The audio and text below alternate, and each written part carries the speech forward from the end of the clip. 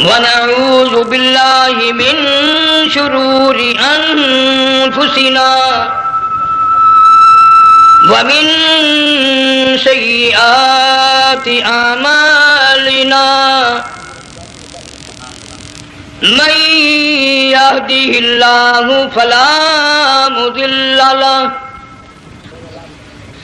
ومن يضلله فلا هادي له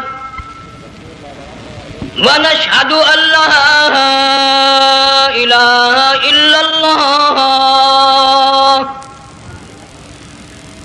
وحده لا شريك له ولا نظير له ولا مثال له ولا مثل له ولا معين له ولا وزير له ولا مشير له ونشهد أن سيدنا وسندنا ونبينا وشفيعنا وهادينا ومرشدنا ومولانا محمدا عبده ورسوله أرسله بالحق بشيرا ونذيرا صلى الله تعالى عليه وعلى آله وأصحابه وأزواجه وذرياته وبارك وسلم تسليما كثيرا كثيرا أما بعد فأعوذ بالله السميع العليم من الشيطان الرجيم بسم الله الرحمن الرحيم فلما بلغ معه السعي قال يا بني إني أرى في المنام أني أذبحك فانظر ماذا ترى قال يا أبت افعل ما تؤمر ستجدني إن شاء الله من الصابرين فلما أسلما وتله للجبين وناديناه أن يا إبراهيم قد صدقت الرؤيا إنا كذلك نجزي المحسنين إن هذا لهو البلاء المبين وفديناه بذبح عظيم وقال النبي صلى الله تعالى عليه وسلم ارحم امتی بامتی ابو بکر واشدهم فی امر اللہ عمر واصدقهم حیاء عثمان واقضاهم مالک رضی اللہ تعالی عنہم اجمعین صدق اللہ مولانا العلی العظیم وصدق رسولہ النبی الکریم ونحن على ذلك لمن الشاهدين والشاكرين والحمد لله رب العالمين آل محمد كما صليت على إبراهيم وعلى آل إبراهيم إنك حميد مجيد اللهم بارك على محمد وعلى آل محمد كما باركت على إبراهيم وعلى آل إبراهيم إنك حميد مجيد حضرات علماء کرام، محترم بزرگوں، عزیز دوستو، کافی سارے عرصے کے بعد آپ کے شہر جھنگ میں حاضری کا اتفاق ہوا، اور اللہ جانتا ہے کہ اس وقت دل میں کتنا دکھ محسوس کر رہا ہوں۔ جب بھی جھنگ میں حاضری ہوئی، میرے دائیں یا بائیں مفتی عبدالحلیم رحمہ اللہ تشریف فرما ہوا کرتے تھے۔ آج سٹیج خالی ہے، آج وہ اللہ والا ہم میں نہیں۔ حضور کریم صلی اللہ علیہ وسلم نے ارشاد فرمایا، علماء کا انتقال قیامت کا پیش خیمہ ہے۔ اللہ والوں کا دنیا سے اٹھ جانا گھنٹی ہے اس بات کی کہ قیامت آئی۔ پھر ایسا اللہ والا جو کبھی کسی کو لڑا کے راضی نہیں، کسی کو بھڑا کے راضی نہیں، پورے شہر کو ملا کر لے کے چلنے والا، اللہ اور اس کے رسول کریم صلی اللہ علیہ وسلم کے صحیح راستے پہ لوگوں کو گامزن کرنے والا، آخری دم تک اسی کوشش میں، اسی سعی میں اور اللہ اللہ کرنے میں اور کرانے میں ساری زندگی گزار دی۔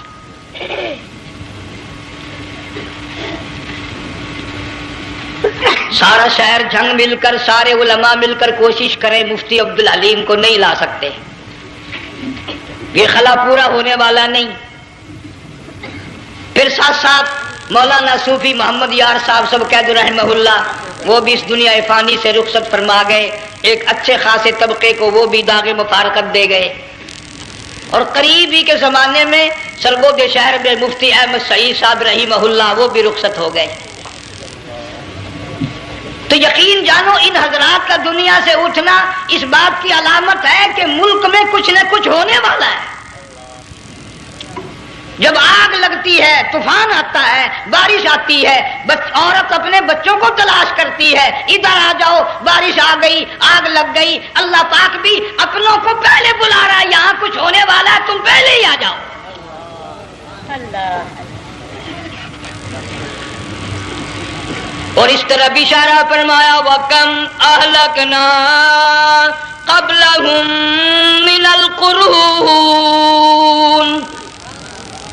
اللہ فرماتے ہیں میری زمین پہ عداوت نہ کرو، فساد نہ مچاؤ، قتل نہ کرو، خون نہ بہاؤ، ناحق لوگوں کا خون نہ بہاؤ۔ اللہ پاک کی زمین ہر روز صبح کو عرض کرتی، الہی لوگ مجھ پہ زنا کر کے چلتے ہیں، بدماشی کر کے چلتے ہیں، اجازت دے میں لقمہ بنا کر نگل جاؤں۔ مجھے اپنے اوپر ان کا چلنا پسند نہیں، مجھے اچھا نہیں لگتا۔ ہر روز آواز لگاتی ہے، ظالموں، بدکاروں، بدماشوں، میرے اوپر دندناتے پھرتے ہو، ایک نہ ایک دن میرے اندر آؤ گے، تمہیں پتہ چل جائے گا کہ میں تم کو کتنا دشمن رکھتی تھی۔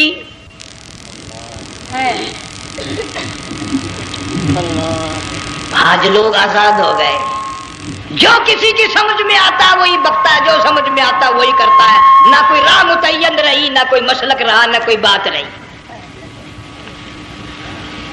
جناب مدنی کریم صلی اللہ تعالی علیہ وسلم کا بڑا عظیم تر صحابی ہے، بہت بڑا جرنیل ہے، سیدنا معاذ بن جبل رضی اللہ تعالی عنہ، مدینے پاک میں بیمار ہے، آخری وقت ہے، دعا کرو اللہ ہم سب کو مدینے کی موت عطا فرمائے۔ بہت جلیل القدر صحابی ہے۔ علماء کرام نے لکھا ہے کہ جب موت کا وقت بالکل قریب آیا، معاذ بن جبل رضی اللہ تعالی عنہ نے رونا شروع کر دیا، رونے لگ گئے۔ علماء نے لکھا ہے اس وقت بھی مدینے پاک میں اب تک بھی یہ رواج ہے، جب کسی پہ نزع طاری ہو، سکرات طاری ہو، موت قریب ہو، جتنے پاس بیٹھے کھڑے ہوتے ہیں سارے اللہ کے قرآن کی تلاوت کرتے ہیں۔ صحابہ کرام آخری وقت میں قرآن مجید کی ہر وقت تلاوت کیا کرتے تھے، اس لیے حضور کریم صلی اللہ علیہ وسلم نے فرمایا قیامت کا دن ہوگا، اللہ پاک اعلان فرمائیں گے قرآن والے آگے آ جائیں۔ عرض کیا جائے گا قرآن والوں سے کون مراد ہے؟ حق تعالیٰ جل شانہ فرمائیں گے میں قرآن والا اس کو کہتا ہوں جو میرے قرآن سے عشق رکھتا تھا، پیار کرتا تھا، محبت کرتا تھا، اتنا پیار تھا آخری وقت تھا، ادھر موت کا جھٹکا لگا، ادھر میرا بندہ قرآن پڑھ رہا تھا۔ اپنی قبر سے اٹھا، میرا قرآن پڑھتا ہوا اٹھا، تم میدان حشر کا چکر لگاؤ، آج بھی ان کے منہ سے کستوری کی خوشبو آ رہی ہے۔ معاذ بن جبل رضی اللہ تعالیٰ عنہ قرآن مجید کی تلاوت فرماتے فرماتے رونے لگ گئے۔ کسی صحابی نے کہہ دیا موت سے ڈر کے رو رہے ہو، موت سے ڈر گئے؟ فرمایا نہیں۔ پھر کیوں روئے؟ صحابی کہتا ہے میرے دل کی تمنا میرے دل میں رہی، میری آرزو پوری نہ ہو سکی، میری حسرت پوری نہ ہوئی، میرا ذوق پورا نہ ہوا، میرا شوق پورا نہ ہوا۔ میری تمنا تھی گرمی کا موسم ہو، رمضان کا مہینہ ہو، میں روزہ دار ہوں، جہاد فی سبیل اللہ ہو، کفر اسلام کا مقابلہ ہو، میں کئی کافروں کو قتل کر دیتا، پھر کافر بھی اکٹھے ہو کر مجھ پہ ٹوٹ پڑتے، میرا ناک کاٹ لیتے، میری زبان کاٹ لیتے، میں اللہ کی حضور میں جاتا، اللہ مجھ سے پوچھتا معاذ دنیا سے کیا لایا؟ میں عرض کرتا الہی بولوں کیسے، زبان بھی تیری نام پہ کٹا کے آیا ہوں،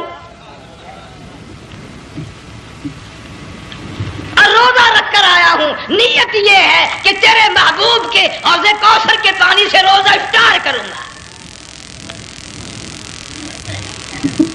ان اللہ والوں کی یہ موت تھی۔ مالک بن دینار رحمت اللہ علیہ ایک عجیب نوجوان کا واقعہ تحریر فرماتے ہیں۔ گرمی تھی، دوپہر تھی، سورج اپنی شباب پہ تھا، بڑی سخت گرمی تھی۔ میں نے ایک نوجوان کو دیکھا، وہ پیروں سے معذور ہے، دونوں پیر نہیں ہیں، ہاتھوں کے بل زمین پہ گھسٹ گھسٹ کے چل رہا ہے، اور گلے میں کرتا بھی نہیں، سامان کوئی نہیں، سواری کوئی نہیں، کھانے پینے کا انتظام کوئی نہیں۔ مالک بن دینار رحمت اللہ علیہ فرماتے ہیں میں نے اس نوجوان سے پوچھا کہ تو کہاں سے چلا اس حالت میں؟ کہنے لگا میں بلخ بخارے سے چلا ہوں۔ تجھے یوں ہی ہاتھوں کے بل گھسٹتے چلتے کتنا عرصہ گزر گیا؟ نوجوان کہنے لگا اللہ والے 7 برس ختم ہو کر 8واں لگ چکا ہے۔ اس حالت میں کہ جی ہاں اسی حالت میں تیرا کھانا پینا۔ جوان کہنے لگا والذی ہوا یطعمنی ویسقین وَإِذَا مَرِضْتُ فَهُوَ يَشْفِينِ،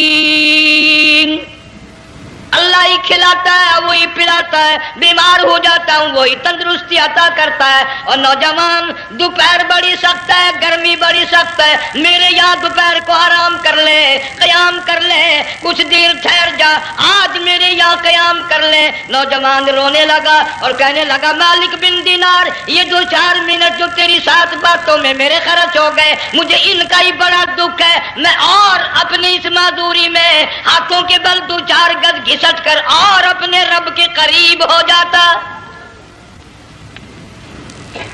یہ جو تیری ساتھ بات کرنے میں تھوڑا سا وقت خرچ ہو گیا، مجھے اس کا ہی بڑا دکھ ہے۔ ارے تو تھک گیا ہوگا۔ جوان کہتا ہے تیرے دیوانے مگر چلنے سے رک سکتے نہیں، تیرے دیوانے مگر چلنے سے رک سکتے نہیں، پاؤں تھک جاتے ہیں دل ان کے کبھی تھکتے نہیں۔ میرے سامنے تھکنے کا نام نہ لو، میرے دل میں عشق کی آگ جلی ہوئی ہے، سوز و گداز کا سمندر طوفان برپا کر رہا ہے، میں نہیں تھکنا جانتا، میرے یہاں نیند کا سوال نہیں، آرام کا سوال نہیں، میں تو گھسٹ گھسٹ کر رب کے دربار میں حاضر ہوا چاہتا ہوں۔ پوچھا کہ جا کہاں رہے ہو؟ کہنے لگا بیت اللہ کی زیارت کے لیے چلا، روز رسول اللہ صلی اللہ علیہ وسلم کی زیارت کے لیے چلا۔ کھانا پینا کچھ نہیں کہ نہیں، بس کہ منتظر ہوں اس گھڑی کا کہ کب وہ وقت آئے اور کب میں جا کر یوں کہوں کہ اے مدینے کی مہاجر سبز گنبد کے مکی، اے مدینے کی مہاجر سبز گنبد کی مکی، عرش ہے تیرے قدم کے فیض سے یہ سرزمین۔ کب وہ وقت آئے، کب میں مدینے کی گلیوں کو دیکھوں، کب آب و ہوا کو دیکھوں، کب مدینے کی بہاروں کو دیکھوں، کب گنبد خضرا پہ میری نگاہ پڑے، میرے دل کی تسلی ہو جائے۔ عاشق لوگ یوں ہی کیا کرتے ہیں۔ دیہات کی ایک عورت آئی، رسول اکرم صلی اللہ علیہ وسلم کی وفات شریف کے بعد اور آ کے کہنے لگی بہن عائشہ رضی اللہ تعالیٰ عنہ میں نے سنا ہے سرکار کی وفات شریف ہو گئی، کیا کہاں دفن کیا کہ اس حجرے میں؟ کہنے لگی مجھے دروازہ کھول کر قبر کی زیارت تو کرا دے۔ عورت صاحب دیہات کی رہنے والی چوکھٹ پہ کھڑی ہو کے کہنے لگی آقا جب بھی آتی تھی زبان تیری ہوتی تھی، قرآن خدا کا سنتی تھی، مسائل پوچھتی تھی، زیارت کرتی تھی، اب یہ زندگی اچھی نہیں لگتی، میں تیرے قدموں میں مرنا چاہتی ہوں۔ علماء نے لکھا ہے ایک چیخ ماری چوکھٹ پہ گر کر جان دے دی۔ سبحان اللہ۔ مالک بن دینار رحمت اللہ علیہ فرماتے میں بھی اس سال حج کے لیے گیا مینا میں نے دیکھا کہ بڑا مجمع لگا ہوا ہے ایک جگہ، تو میں بھی گیا کہ یہ لوگ کیوں اکٹھے ہیں۔ میں نے لوگوں میں سے جھانک کر دیکھا تو وہی نوجوان بیٹھا ہے جس کو میں نے دوپہر کے وقت دیکھا تھا، وہی حالت ہے، گلے میں کرتا نہیں، گٹھڑی نہیں، ٹھیلا نہیں، سامان نہیں، اور رو رو کے یوں کہتا مولا آج کسی نے دمبے کی قربانی دی، کسی نے بکری کی قربانی دی، کسی نے اونٹ کی قربانی دی، کسی نے گائے کی قربانی دی، میں فقیر ہوں، میں مسکین ہوں، میں بالکل مفلس اور نادار ہوں، میرے پاس تو یہ میری جان ہے، میں اس کی قربانی دیا چاہتا ہوں، قبول فرما۔ ہزاروں لاکھوں لوگوں کے سامنے ایک چیخ ماری اور مینا میں جان دے دی۔ اس حالت میں اللہ والوں کا آخری وقت آتا ہے۔ ایک ہم لوگ مرتے ہیں ایکسیڈنٹوں میں، سڑکوں پہ، ادھر موت کا جھٹکا لگ رہا ہے، ادھر منہ میں کنجری کا گانا۔ ارشاد فرمایا مدنی کریم صلی اللہ تعالی علیہ وسلم نے سیاتی علی الناس زمان، اور لوگوں میری امت میں ایک وقت ایسا آئے گا لوگ اتنے برباد ہو جائیں گے، صبح کو آدمی مومن مسلمان ہوگا، شام کو موت آئی تو جنازہ کافر کا اٹھ رہا ہوگا۔ گھروں میں، محلوں میں آج موت آتی ہے، کنجری کا گانا منہ میں ہوتا ہے، ادھر دم نکل رہا ہے، ادھر کنجری کا گانا کانوں میں آواز آ رہی ہے، میت کو غسل دیا جا رہا ہے، کنجری کی آواز آ رہی ہے، جنازہ اٹھا کر لے جا رہے ہیں، کنجری کی آواز آ رہی ہے، قبر میں میت اتاری جا رہی ہے، کنجری کی آواز آ رہی ہے، قبر پہ مٹی ڈالی جا رہی ہے، کنجری کی آواز آ رہی ہے۔ اس ماحول میں، اس معاشرے میں ہم کس طرح ایمان اور یقین اور ایمان ساتھ لے کر مریں گے؟ ہزاروں نہیں لاکھوں کو مرتے وقت کلمہ نصیب نہیں۔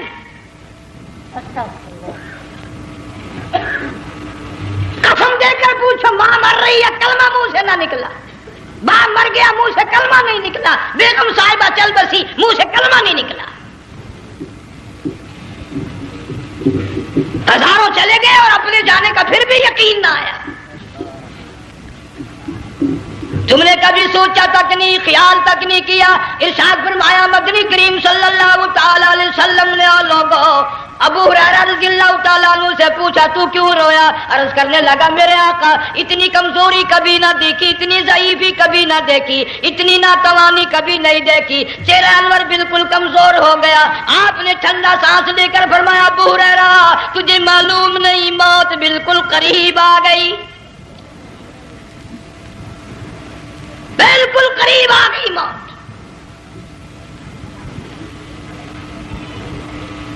تیری ایک انگلی پکڑ کر اگر کوئی مروڑ دے کتنا دکھ ہوگا، درد ہوگا، ہائے ہائے ہائے۔ جنگ والوں کبھی تم نے سوچا نہیں 360 رگیں ٹوٹیں گی کیا حال بنے گا، آزاد چھوٹیں گے، سر کے بالوں سے لے کر پیروں کے ناخنوں تک ہر جوڑ کو توڑ کے رکھ دیا جائے گا، وزیروں، سفیروں، امیروں، حسینوں، جمیلوں، تمام کے جوڑوں کو اکھاڑ کے رکھ دیا جاتا ہے۔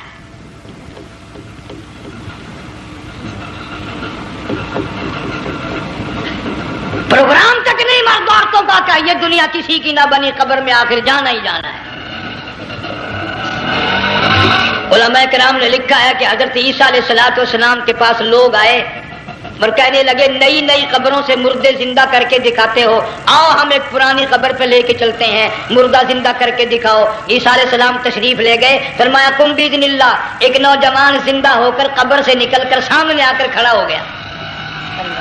عیسیٰ علیہ السلام نے پوچھا تو کون ہے؟ وہ کہنے لگا میرا نام سام ہے، میں حضرت نوح علیہ السلام کا بیٹا ہوں۔ تو پیغمبر کا دماغ تو پیغمبر کا ہوتا ہے نا۔ فرمایا تجھے تو بڑا عرصہ قبر میں گزر گیا، کتنے ہزار سال قبر میں گزر گئے؟ کہ جی ہاں۔ عیسیٰ علیہ السلام نے فرمایا یار ملاقات تو اللہ نے کرائی دی، قبر کا کچھ حال تو بتا، کیا بنتی ہے؟ قبر کا کچھ ماحول بتا، قبر کی خبر بتا۔ علماء کرام نے لکھا وہ نوجوان رونے لگا اور کہنے لگا عیسیٰ علیہ السلام تو قبر کی خبر پوچھتا ہے، قبر کا حال پوچھتا ہے، قبر کا ماحول پوچھتا ہے، قبر کا معاملہ مجھ سے پوچھتے ہو، آپ مجھ سے پہلے یوں کہ یہ کیوں نہیں پوچھتے کہ موت کا جھٹکا کتنا شدید ہے؟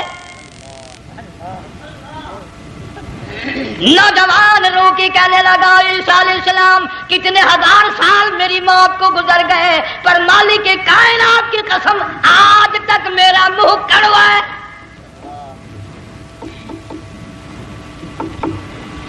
اس لیے جنگ والوں لمبی چوڑی بات کہنے کا وقت نہیں، حالات نہیں، میں تو تمہیں اتنا سا پیغام دینے آیا۔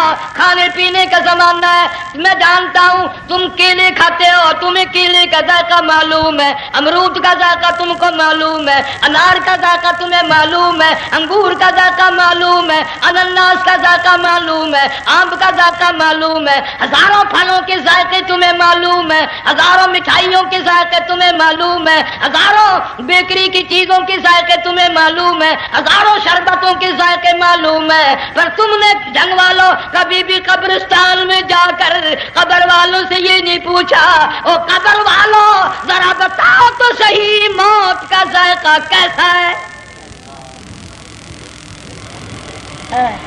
اللہ تم نے چکھا نہیں، جنہوں نے چکھا وہ بتانے نہ آئے کیسا ذائقہ ہے۔ اس لیے قرآن کہتا کلا اذا بلغت التراقی وقیل من راق وظن انہ الفراق والتفت الساق بالساق الى ربک یومئذ المساق۔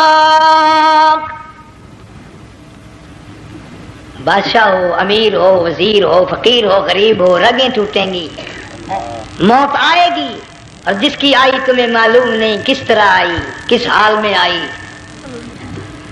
جن کے دلوں میں ان باتوں کا خیال آیا خدا کی قسم صحابہ کرام میں سے اتنے رویا کرتے تھے آنکھیں ختم ہو گئی۔ جناب فاروق اعظم رضی اللہ تعالیٰ عنہ کو کسی نے دیکھا رو رہے ہیں، بے تحاشا رو رہے ہیں، پوچھ لیا بڑا بہادر پہلوان فاروق تجھے کیا ہوا، اتنا کیوں رویا؟ فرمانے لگے تمہیں معلوم نہیں قبر کا اندھیرا یاد آ گیا۔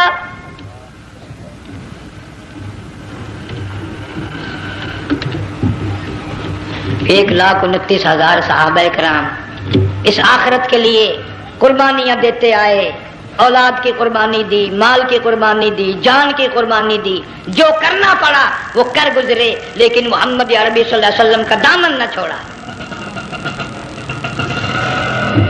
اسی لیے ہر سال اللہ پاک جل شانہ نے اس امت کو یہ موقع دیا کہ سنت خلیل پہ عمل کرتے کرتے قربانیوں کی یاد تازہ ہو جائے، قربانیوں کی یاد تازہ ہو جائے۔ قرآن کریم میں جا بجا ابراہیم علیہ السلام کا اللہ پاک نے ذکر خیر فرمایا، یوں فرمایا ہم نے ان کے بڑے امتحان کیے، بڑی آزمائش کی، وہ ساروں میں کامیاب ہوئے۔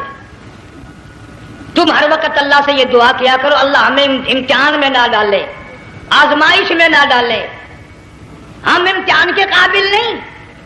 یہ ہمارے جو امتحان ہوتے ہیں ان میں نقل ماری جاتی ہے، تو اللہ امتحان لے گا تو نقل کیسے ماریں گے، کیسے کام چلے گا؟ جناب ابراہیم علیہ السلام کو اللہ پاک نے ہزاروں امتحان میں مبتلا کیا، ہزاروں آزمائشیں کی، فَأَتَمَّهُنَّ سب میں کامیاب گیا، سب میں پاس نکلا۔ ایک آزمائش ایسی بھی آئی اللہ کی توحید کی وجہ سے، شرک کو مٹانے کی وجہ سے ابراہیم علیہ السلام کا سارا مصر فلسطین دشمن بن گیا، حضرت سارہ کو ساتھ لے کر چل دیے، ایک بیوی ساتھ ہے، اکیلا دم ہے۔ یہاں تو لوگ محلوں میں اشاروں میں کہتے ہیں جی میں اکیلا ہی ہوں، میں کیا کروں؟ اگر خلیل کہتا کہ میں اکیلا ہوں تو آج قرآن میں اس کا ذکر خیر کیسے ہوتا؟ پرواہ نہ کی، وہ کہتا میرے لیے میرا اللہ کافی ہے۔ کون کہتا ہے میں اکیلا ہوں؟ میری ساتھ تو اللہ ہے۔ مصر سے گزرنے لگے، بادشاہ کے ملازموں نے بادشاہ کو جا کے بتایا بڑی خوبصورت عورت گزر رہی ہے تیرے حلقے سے، بہت بڑی خوبصورت عورت ہے۔ کہ ملازم پکڑ کے لے کے چلے تو عورت ذات حضرت سارہ رونے لگ گئی، خلیل میرا کیا بنے گا؟ پیغمبر کو اللہ کی ذات پر بڑا یقین ہوتا ہے، فرمایا پرواہ نہ کر، میری آبرو میرے مولا کی آبرو ہے، چاہے جہاں چلی جا میری عزت کی حفاظت میرا اللہ کرے گا۔ فرمایا فاللہ خیر حافظا وہو ارحم الراحمین،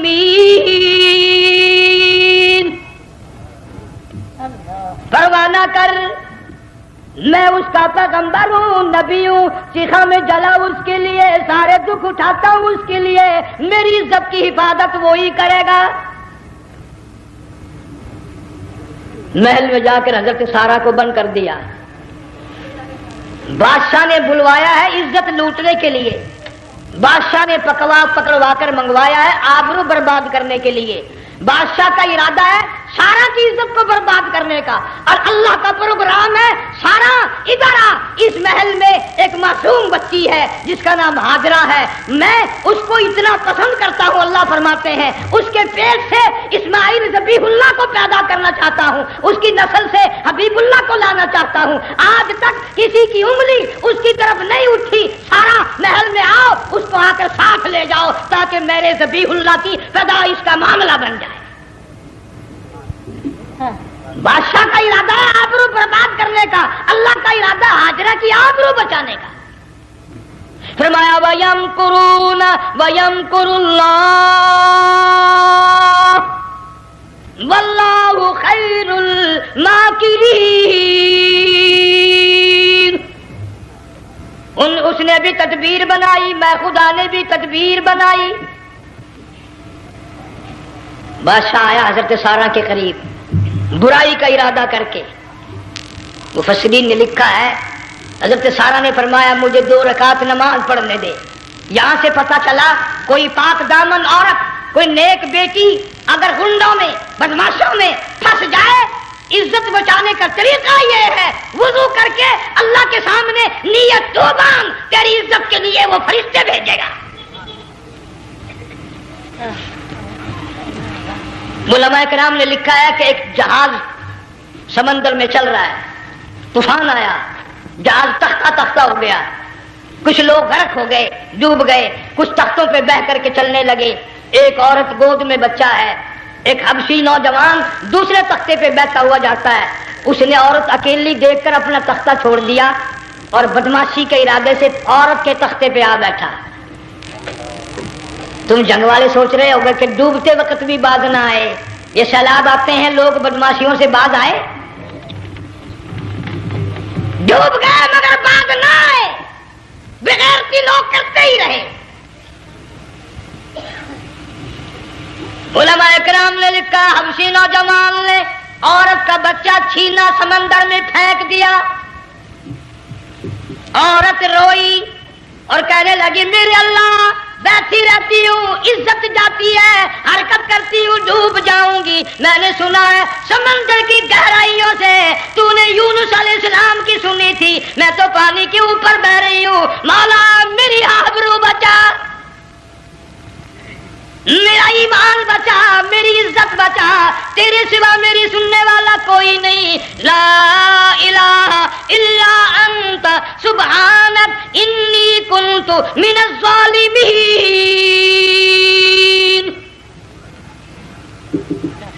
علماء نے لکھا ہے کہ ایک گردن سی نمودار ہوئی پانی میں سے اور حبشی نوجوان کو ایک ہی لقمہ بنا کر لے گئی۔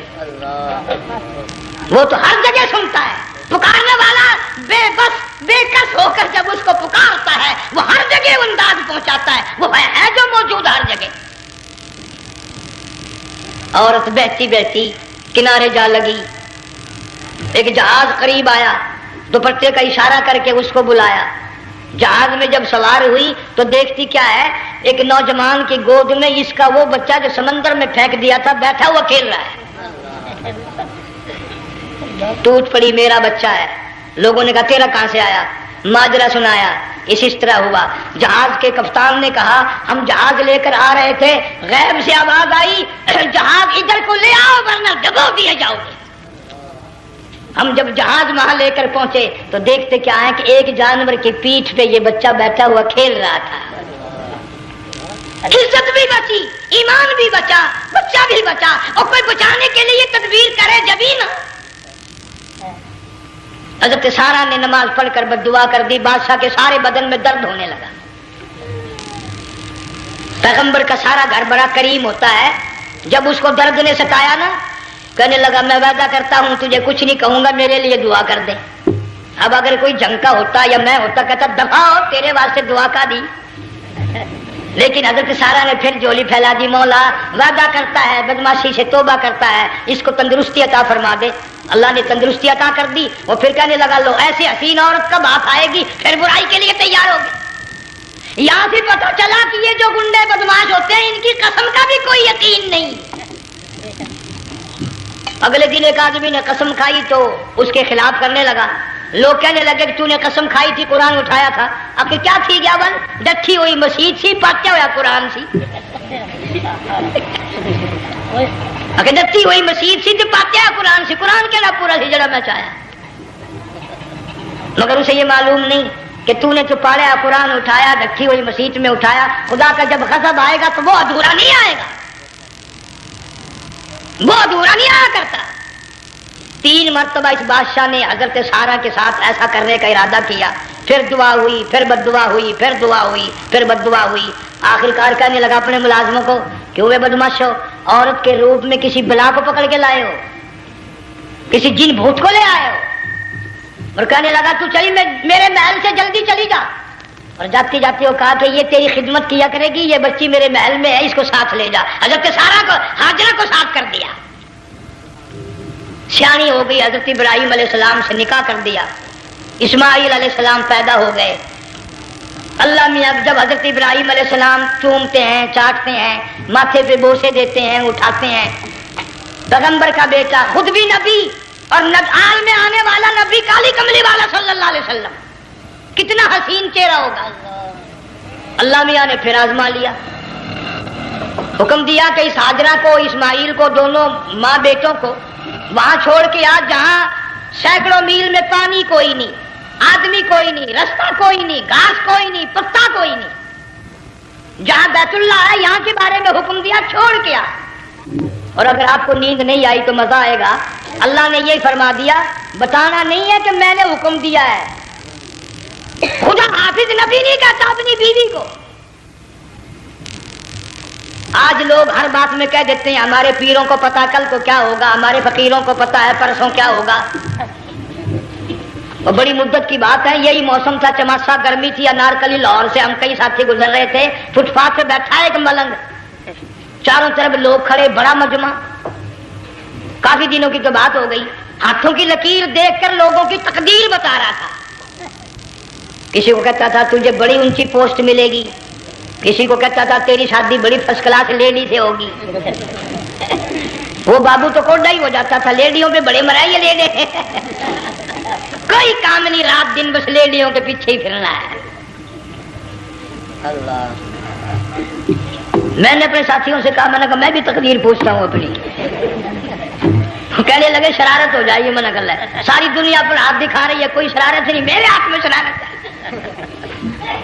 1 روپیہ لے رہا تھا وہ، میں بھی لوگوں میں گھستا بھیڑ میں سے اوپر نیچے ہی ہوتا میں بھی پہنچ گیا، اور دونوں گھٹنے میں نے زمین پہ رکھ دیا، روپیہ ہاتھ میں نے اس کے لے کر کہا، میں کہا ملنگ جی اگر اب دیکھا میری شادی ہو جائے گی کہ نہیں۔ اب اس نے دیکھ کے میری طرف کہنے لگا، اس نے سوچا کہ یہاں اچھے بھلے کو نہیں ملتی پاکستان میں،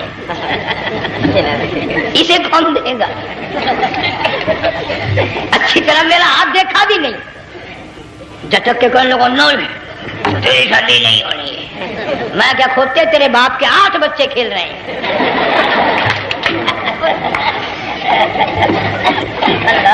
یوں ہی عقیدے بگڑ جاتے ہیں لوگ،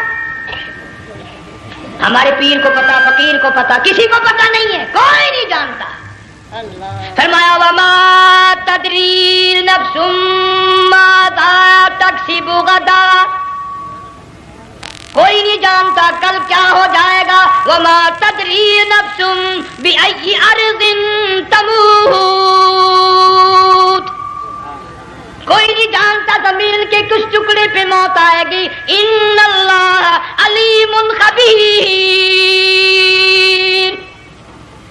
ایک اللہ کی ذات جانتی ہے۔ حضرت ہاجرہ اسماعیل علیہ السلام کو چھوڑ کر چل دیے، نہ خدا حافظ کہا، نہ کوئی تسلی دی، تھوڑی سی کھجوریں، تھوڑا سا پانی، ختم ہو گیا۔ ابراہیم علیہ السلام جب دور نکل گئے تو حضرت ہاجرہ نے دیکھا یہ تو چلے گئے، کھڑی ہو کر آواز دی اے میرے ابراہیم، مڑ کر نہیں دیکھتے۔ جنگ والوں، اللہ کا پیغمبر اللہ کی اجازت کے بغیر اپنی بیوی کی طرف نہیں دیکھتا، گھر والی کی طرف نظر اٹھا کر نہیں دیکھتا۔ ایک تم ہو، چٹی داڑھی، بڑھے پا، کالے برقعے والی نظر آ جائے نا، آگے بھاگ کر بڑے نہیں آتے ہیں، کہاں جانا چاہتی ہیں آپ؟ تیری ماں لگتی ہے آپ چلی جائے، تو یہ کیا ہوا؟ یہ کالے برقعے پہ مرتے مرتے مرتے مرتے مری گئے۔ ایسا عجیب تماشا۔ وہ لاہور پلیٹ فارم پر پھر رہی تھی نا ایک لیڈی برقع اوڑے، آ گیا ایک لیڈا، کہنے لگا سیب نہ پلاؤں، لے آئے، کام بن گیا، اسے منپ لے آیا۔ تھوڑی دیر کے بعد کہنے لگا میرے خیال میں ایک پھینٹا بھی ہو جائے، لے آئے، سبحان اللہ، پکا کام ہو گیا۔ اسے منپ بھی پی لی، پھینٹا بھی نکال گئی۔ تھوڑی سی دیر کے بعد کہنے لگا سیب لے آؤں، وہ لے ہی آیا سیب، کیا آپ کے لیے میں سیب لایا ہوں آپ کھائیں؟ کہنے لگی نہیں آپ کھائیں۔ اس نے سوچا ہو میری بھی محبت ہو گئی ہے، سیب کھانے کے لیے مجھے بھی کہہ رہی ہے۔ جب اس نے اصرار کیا نا کہ میں تو تیرے لیے لایا ہوں، کھا تو صحیح، کہنے لگی کیسے کھاؤں، میرے منہ میں دانت ہی نہیں ہے۔ اب پتا چلا اسے کہ صبح سے میں تو پرانے پپی کے پیچھے پھر رہا تھا۔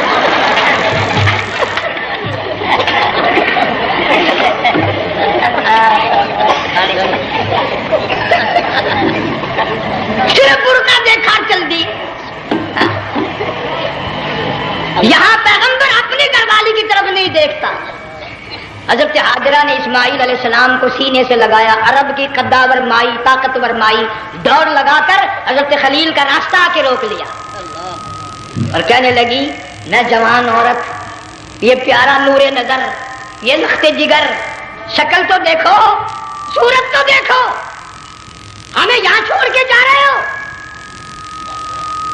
اللہ کا پیغمبر بولتا نہیں۔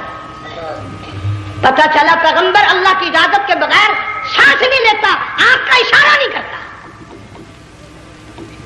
حضرت ہاجرہ رونے لگ گئی، میرے خلیل، میرے ابراہیم، میرا قصور بتاؤ، میرا جرم بتاؤ، میری خطا بتاؤ، میرا گناہ بتاؤ، معافی چاہوں گی، معذرت کروں گی، اس بچے کا کیا گناہ ہے اس میدان میں چھوڑ کے چلے ہو؟ بولتے نہیں ہیں، اللہ کی طرف سے بولنے کی اجازت نہیں ہے۔ حضرت ہاجرہ نے خود ہی قیاس لگایا، سوچتی ہیں پیغمبر تو کسی پہ ظلم نہیں کرتا۔ وہ کہنے لگی خلیل، کہیں اس رب کا حکم تو نہیں، کہیں اس اللہ کا یوں حکم تو نہیں؟ جنگ کے لوگوں اگر خلیل ہاں کہہ دیتا تو کیا حرج تھا؟ ہاں نہیں کہتا، اجازت نہیں، تاکہ ہاجرہ کے یقین ایمان کا امتحان مکمل ہو۔ مفسرین نے لکھا ہے کہ حضرت ابراہیم علیہ السلام نے سر کا یوں اشارہ کیا، بس ذرا سا ہاں، پھر عورت کا ایمان دیکھ، یقین دیکھ، یہی نہ بیٹھی، دوڑ کے وہاں گئی ہے جہاں پہلے بٹھا کر آئے تھے اور کہنے لگی ابراہیم جاؤ، میں جانوں میرا رب جانے، پرواہ نہیں۔ راتیں آتی ہیں چلی جاتی ہیں، دن آتے ہیں گزر جاتے ہیں، تھوڑی سی کھجوریں تھی وہ ختم ہو گئی، پانی ختم ہو گیا، بھوک اور پیاس نے بے چین کر دیا۔ اسماعیل علیہ السلام کی اتنی لمبی زبان باہر نکلا، اللہ दो पत्थर खड़े करके ऊपर एक पत्थर रखकर छांव बनाई, उसके नीचे लिटा दिया और फिर चक्कर लगाया। कभी सफा पहाड़ी पे चढ़ती है, कभी मरवा पहाड़ी पे चढ़ती है, कभी उतरती है और ढलमान में से भागकर चलती है। जब अपना बच्चा नजर नहीं आता, सारे कह दो अल्लाह बड़ा बेनियाज है, अल्लाह बड़ा, जोर से कहो अल्लाह बड़ा। किसी के 500 साल के सजदे रद्द, किसी की हजारों सखावत सदकात रद्द, किसी की चाल मंजूर, किसी की रफ्तार मंजूर, किसी की तोड़ मंजूर। और यूं फरमाया हाजरा मेरी रहमत की तलाश में आज जो तूने दौड़ लगाई है, ये तेरी चाल ढाल रफ्तार तोड़ हमें इतनी पसंद आ गई, इतनी पसंद आ गई कि आज के बाद खलीलुल्लाह क्यों ना हो, ज़बीहुल्लाह क्यों ना हो, कलीमुल्लाह क्यों ना हो, रूहुल्लाह क्यों ना हो, हबीबुल्लाह क्यों ना हो, सहाबा किराम क्यों ना हो, कुतुब अब्दाल गौस क्यों ना हो। मेरी हाजरा मुझे अपनी किबरियाई की कसम, जब तक वो तेरी चाल चल के ना दिखाएगी हाजी का लाने का हकदार नहीं हो सकता। तेरी रफ्तार उसे चलनी पड़ेगी। फरमाया इन्ना सफा वल मरवता मिन शाइरिल्लाह फमन हज्जल बैता व तमरा फला जुनाह अलैहि अन यतवफ बिहिमा वमन ततव्वा खैरन फइन्नल्लाह शाकिरुन अलीम। सातवें चक्कर में आवाज सी आई, अब रो पड़ी हजरत हाजरा, कहने लगी मेरा बच्चा अगर चल बसा मैं फिर क्या करूंगी। सुन ली मैंने आवाज। आपकी क्या देखती है, इस्माइल अलैहिस्सलाम की नरमो नाजुक एड़ियां जिस जमीन पर रगड़ी गई थी वहां से चश्मा जारी कर दिया। हजरत हाजरा ने पी लिया, भूख भी खत्म हो गई, प्यास भी खत्म हो गई, बच्चे को भी पिलाया। अल्लाह ताला ने खाने काबा की बुनियाद डाल दी, ऐसे घर की बुनियाद डाली। हुजूर सल्लल्लाहु अलैहि वसल्लम फरमाते हैं 500 साल की इबादत एक तरफ और बैतुल्लाह पे एक निगाह यूं डालना एक तरफ। 500 साल की इबादत का वो सवाब नहीं जो एक नजर खाने काबा पे डालने का सवाब है। और अल्लाह पाक यूं फरमाते हैं कि जो आने वाला हजरे अस्वद को बोसा देता है, अल्लाह पाक यूं फरमाते हैं मैं समझता हूं मेरा सज्जा हाथ पकड़कर मेरे बंदे ने चूम लिया। जो खिलाफे काबा को पकड़कर मांगता है, अल्लाह फरमाते हैं मैं ये समझता हूं मेरा दामन पकड़ के मांग लिया। जो मकाम मुल्तजिम पे लिपट के मांगता है, अल्लाह फरमाते हैं मैं समझता हूं मेरी चौखट पे पड़ के मांग लिया।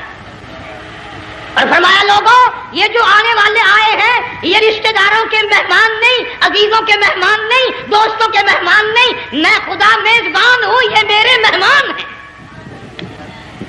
आज इनकी दुआओं पे आमीन कहो। फरिश्तों को हुक्म होता है इनसे मुसाफे करो। मगर अल्लाह ताला सबको तौफीक दे के हज मुकम्मल करके आए और सबका हज कबूल फरमाए। मेरे इलाके में कई सालों की बात है पुरानी, जब कोई हाजी था, एक आदमी हज करके आया। मैं दोपहर को उसको मिलने गया तो जोर की नमाज का वक्त आया, मैं उठ के चला गया नमाज पढ़ने। फिर असर की नमाज का वक्त आया, मैं उठा और नमाज पढ़ के आ गया। मैंने उस हाजी के लड़के से पूछा, मैंने कहा हाजी साहब ने नमाज यहीं पढ़ी? तो कहने लगा जी अभी शुरू नहीं की,